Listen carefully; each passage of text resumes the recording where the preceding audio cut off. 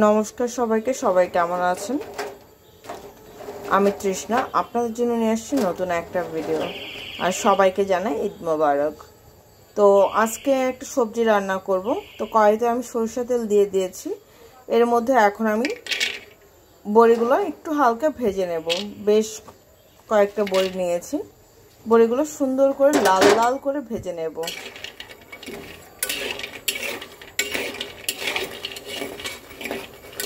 তো চলো বড়িগুলো একটু হালকা ভেজে নেই। দেখো বড়িগুলো কিন্তু আমি সুন্দর লাল লাল করে ভেজে নিয়েছি। এখন এটাকে তুলে নেব। এই তেলের মধ্যে আমি দিয়ে দেব সামান্য জল।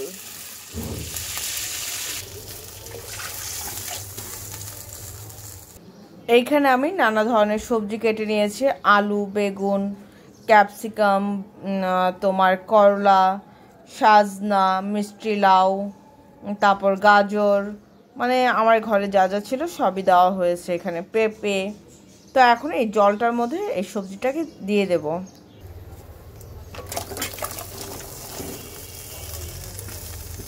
দিয়ে দেব এর মধ্যে একটা চামচ হলুদের গুঁড়া, দিয়ে দেব স্বাদ অনুযায়ী লবণ, আর দিয়ে দেব কাঁচামরিচ। একটু ঝাল ঝাল করে রান্না করব। সব কিছু একসাথে সুন্দর করে মিক্সড করে দেব। মিক্সড করে দেওয়ার পরে আমি এটার মধ্যে ঢাকনাটা দিয়ে দেব।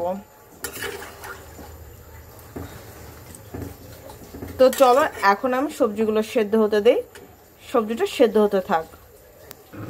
দেখো যখন জলটা তোমার বলক আসবে আসবে ভাব, ঠিক এই সময় আমি দিয়ে দেব ভেজে রাখা বড়িগুলো।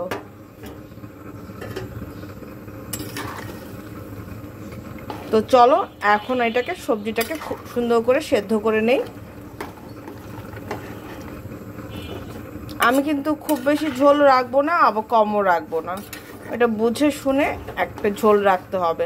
তোমাদের তো অনেক লাউয়ের ডগা বা অনেক কিছু দিয়েই সবজি রান্না করে দেখিয়েছি।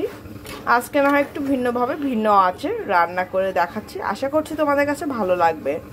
আর যারা আমার ভিডিওটা যেখান থেকে দেখছো না কেন, প্লিজ একটা লাইক করে দিও, পুরো ভিডিওটা দেখো।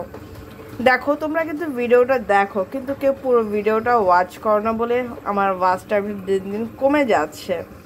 মানে যারা ধরো টেনে টেনে বা কেটে মানে অল্প একটু দেখে রেখে দাও না, তখন হয় কি যে ওয়াচ টাইমটা ডাউনে চলে আসে। তো তোমাদের কাছে একটা রিকোয়েস্ট থাকবে, যদি ভালো লেগে থাকে তাহলে প্লিজ পুরো ভিডিওটা দেখো।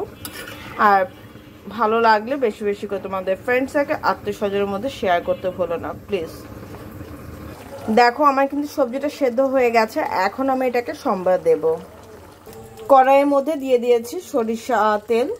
এর মধ্যে দিয়ে দিলাম 2টা তেজপাতা, দিয়ে দেব 2টা শুকনা মরিচ, আর দিয়ে দেব গ্রেট করা আদা।